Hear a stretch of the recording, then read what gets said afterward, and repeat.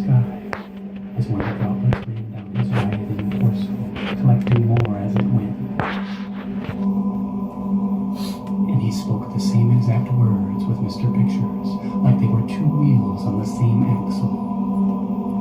Except for while Mr. Pictures was reciting a pitch-perfect Falcon monologue, the same words were leaking out of Remo's mouth on hot labored air, given shape by the silent sibilance of mouthwork alone. Brain consists almost entirely of small looking icebergs, which they usually think to be blight. Hold us still. During these times, the Falcons can reach speed over 240 miles. Now I mean, fast.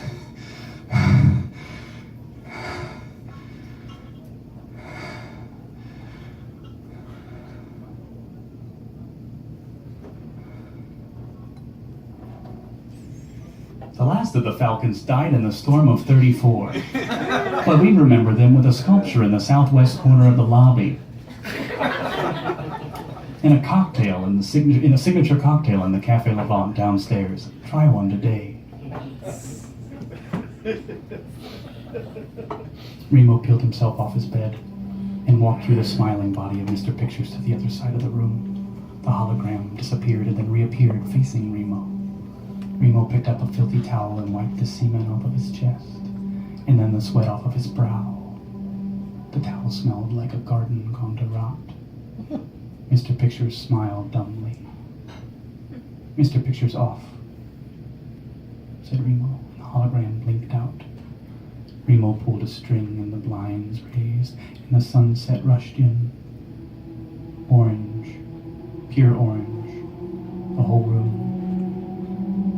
And underneath, far underneath, from the high windows in the tower, were the bones of the city of Milford. Orange in the sunset, like something glowing in an oven. Unbuilt houses, and beyond them, the lake, stretching forever until it fell off of a ledge of sunfire. He felt a pit of guilt harden in his stomach. He felt dirty and weird. Remo hadn't thought about Luke at all. He had tried it to other bits, other monologues. He had tried it to the history of the tower, to the history of the lake, Arthur Levant's search for the sea channel. He knew it all. Everything Mr. Pictures could say, he had said it with him. He even had fake memories, at least he thought he did, of Luke learning the script in another room, a smaller room, elsewhere in the tower, though he could not remember where, which floor, which number. Something about those Falcons, though, saying that one with him was different. But clearly it wasn't about Luke. It hadn't been about Luke for a long time. Mr. Pictures? Yes, Remo. The hologram reappeared, closer to the window, rendered almost invisible by the glare of the sunset. Let's have dinner downstairs tonight. Fantastic idea, Remo. I'll make a reservation. Same table as last time? Remo smiled, a sort of sad smile, as the west burned, and said, sure.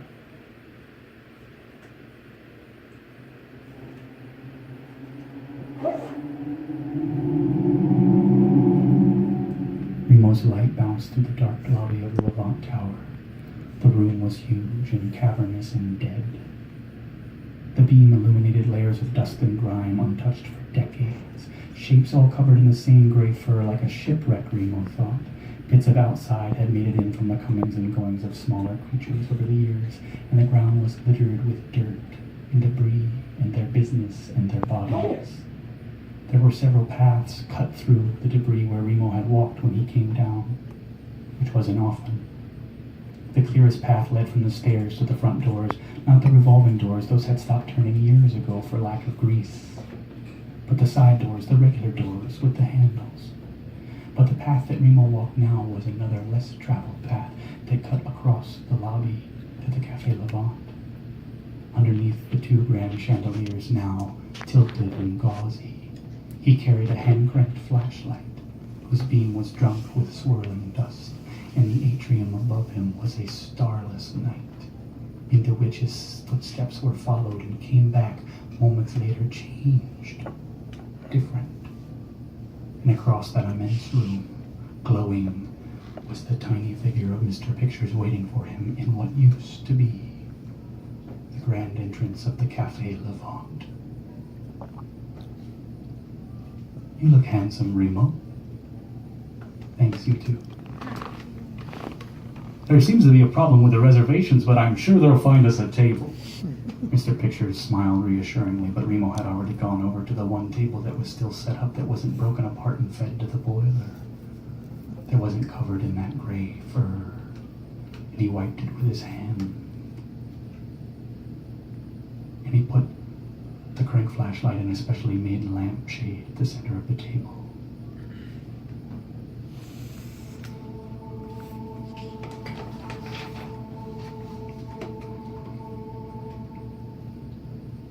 Behind him there was a ruined bar with a ruined mirror, and the edges of stools could be seen under that same gray. And bits of flashlight got thrown back by the ruined mirror.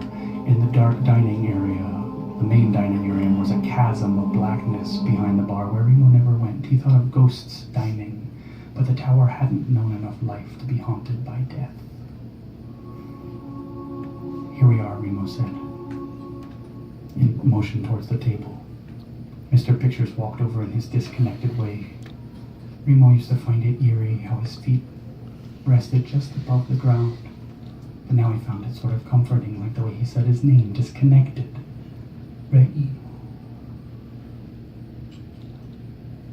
Remo walked over to a small generator by the wall. He flipped a switch, and it chirkled to life.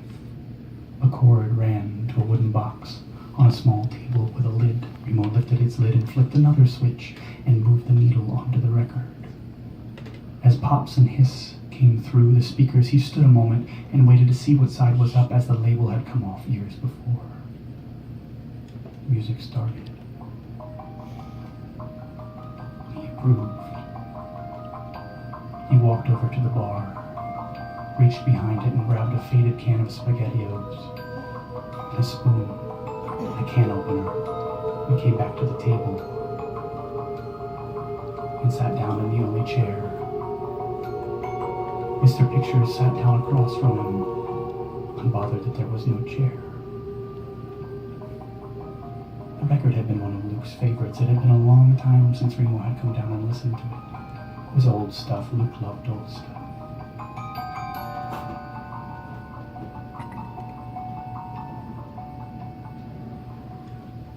Would you like to tell me what you did today, Remo? Asked Mr. Pictures. Remo stirred the salty slosh around in the can. The music arced and echoed in the giant dark and came back to him, changed. Would you like to hear about Arthur Levant's search for the sea channel? Mr. Pictures tried again. No, said Remo quickly. The hologram was programmed to pick up on human facial cues and vocal cues. Would you like me to leave you alone, Remo? He wasn't sad, nor angry.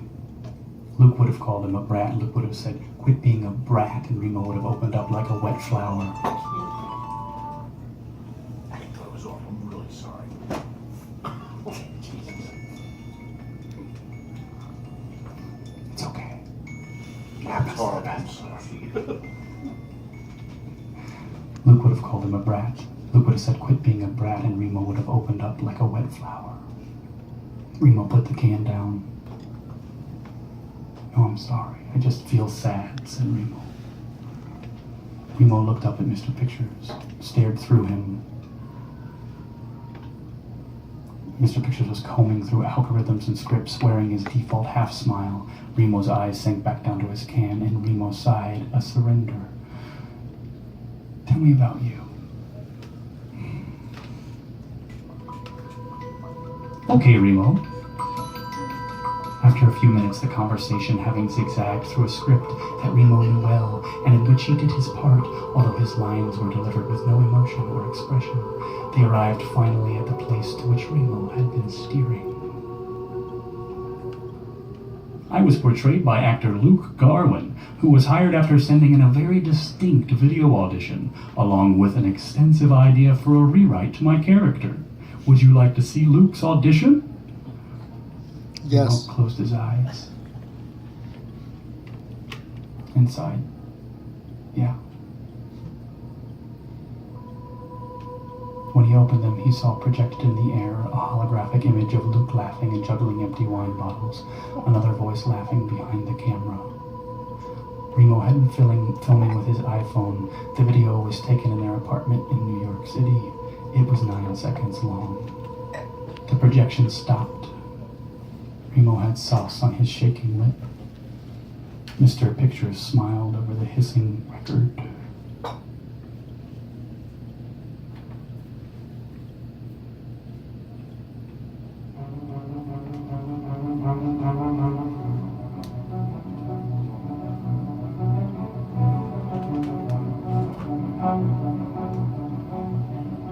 The boat didn't come in very often, only when the fishman had something to bring fish or some other flotsam to try at the docks. Sometimes people, or during storms if it was closest to Nova, though other more populous ports were preferable. There were few people in Nova full-time, and most who came to see the tower and its ghost, and left when they had had their fill. There were stores of canned goods, plenty of food, plenty of wood to burn in the boiler. Life was easy, if not boring, and lonely. But still, the fishman was a happy sight. The prospect of fresh meat brought out the teeth and the bald heaps that were still the citizens of Nova.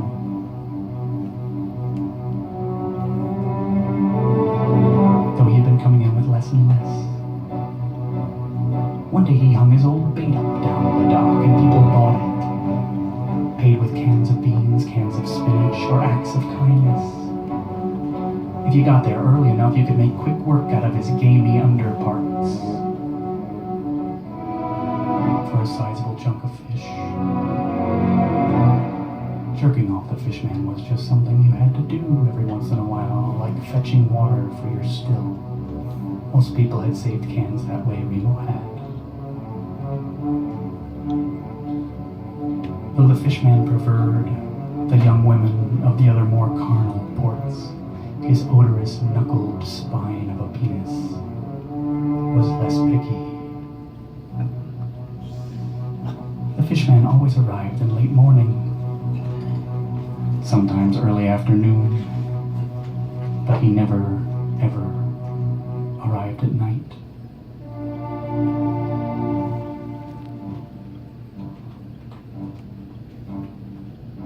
As he smiled at the lights approaching the wheelhouse of his boat in the dark, he knew that he had not lost the night's work for nothing. And if you'd been on the docks, you couldn't have seen him coming because there were no lights on the boat. Remo had climbed the 23 flights of stairs with his jacket and shirt over his arms so he wouldn't ruin them with sweat. When he got up there, he carefully took off his pants and put them away with the rest of his suit. And he went to shut the blinds so the morning sun didn't wake him up, and he heard the dock bell tinkling far below. And he went to the window and he looked out. And probably half a mile away through the city's scattered islands of lights, the last island of light was the dock light. Blue. Eerie blue. And underneath it, clearly discernible, even at this great distance, were two people. And one of those people was a crookedness instantly recognizable as the fishman. The other one was a teetering thing, squat.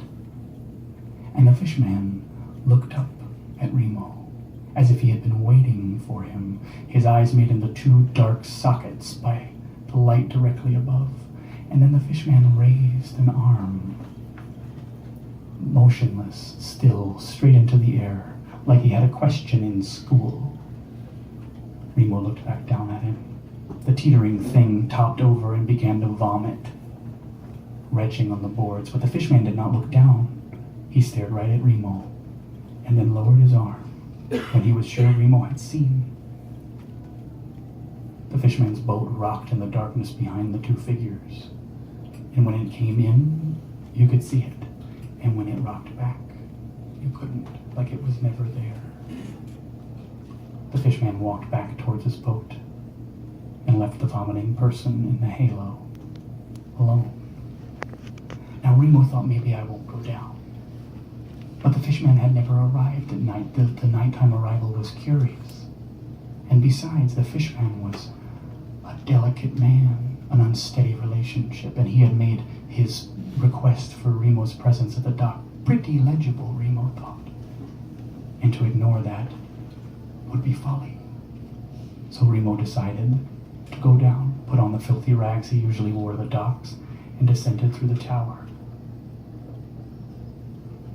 He crossed the lobby by the main path to the doors, got to the creaky old side doors, opened them up, looked, nobody. Then he crossed the wide boulevard, weedy and crumbly, trying to avoid the street lights that worked. Now, he never went out at night. And even when he did, he didn't go to the docks. So he found that his path was too well lit for his liking, and he cut instead through the wild of the game garden. A hedge maze made for children, puzzles and games, completely overtaken by nature at this point, all hedges, no games. Its puzzles never solved, its games never played, just like most of this town was never lived in, a boom town that didn't boom. The lower exit of the game garden spat him out onto the boardwalk, next to which was the churning blackness of the lake, and he walked along the boards until the dock light hit him in the face. But there was nobody in the blue light, and the boards had been sloshed clean with a bucket full of lake water, or so it seemed. He walked halfway down the pier and stopped. He could hear the lolling of the boat in the water, and the chains clinking on its grains. And just then a smell hit him, it's a smell that takes you far away and long ago, and instantly he was there. He was somewhere bright, pacing the edge of somewhere great, aching outward. And then he was immediately back in his body, because the crane's motor started whirring. And he looked up and watched as it traveled its load into the light. And there, hanging from the chains, was the body of an enormous dead fish. Red rivers ran down its entire length, maybe 20 feet from tail down to its head, dried. Eyes like a terrible toy, a mouth polluted with teeth. It dripped blood on the boards as it traveled into the center of the light, and then stopped and swung a ghastly nod.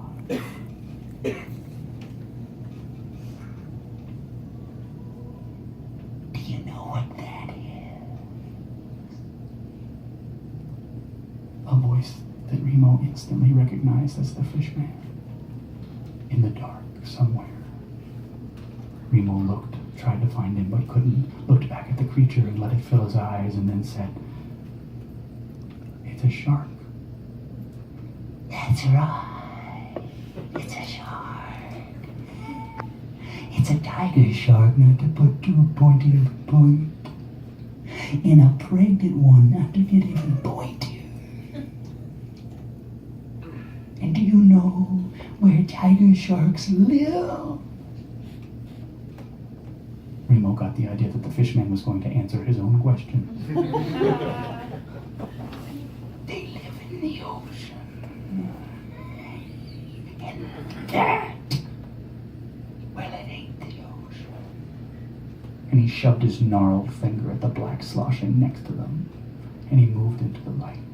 And he was thinner and wilder than Remo remembered, huffing, less teeth than usual. And he stepped close, and Remo could smell the rot on him. And then something invisible reached for Remo from the fishman, like tentacles into his mind. People said the fishman could know things. A life of hunting in murk and gloom. Remo was being fished. He nervously said, How do you know it's pregnant? And the fish man coughed out a laugh. And he walked up to the shark, reached right up and patted its belly. And to Remo's horror, something began squirming inside of the shark's belly. The fish man smiled a smile that was mostly spaces, and said, "Oh, Mommy ain't been dead for very long. She's been wiggling the hole right in." But the wiggling got more intense and grew to a twitching, which grew to a thrashing. This made the fishman stop smiling and back up, and then the thrashing got more violent, and the whole shark was bucking like it was possessed, and blood and water was coughing out of the jawing jaw. As the thrashing moved down the animal, the fishman backed up, Remo backed up, and then finally something inside the shark gave, and Remo knew that this was terrible and wrong. He knew this was not a birth he was witnessing. And a rush of acrid water and a mess. They jumped back to avoid the spreading slick, and a giant bloody mass of slime came to a rest. A moment passed. The shark swung motionless, and then the mass began to unfurl on the boards. Slime separating into shapes. Started to move. Started to reach upward like an awful flower. Mucus falling away, revealing limbs. All of a sudden arms were reaching up and pulling gunk off of a face. And then in two sockets of pure shadow, eyes opened. Little white almonds. The word God fell out of Remo's mouth. It was a little girl. She swayed, mirroring the shark's swaying. And he said, too loudly, "Are you all right?" Nothing, but her eyes focused on the fishman. And then a look of silent terror came over her. And instead of screaming, she took off running and was gone. Thumps in the boards. Remo and the fishman watched her disappear between two fish shacks. They looked at each other. Both of them breathed out, and mist circled both of their faces, hiding the one from the other. Thanks.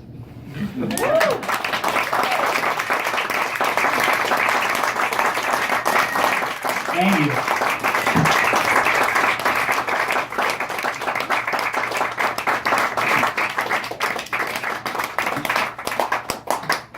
Needs more jokes. Thank you guys so much for hearing that. You learn so much when you do this in front of people.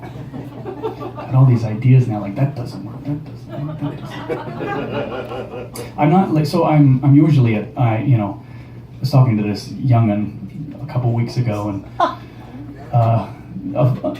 young, and I was like, "You don't like reading?" And he's like, "No, I don't like reading." And I was like, "Oh, no, all right." He's like, "I like movies." And much like him, I was never a writer, I was a talker. So writing has been, actually putting the words onto a page has been fun, enlightening, and hard as fuck. So I appreciate you hearing that. And if you have any thoughts, tell me. Not now, Dave.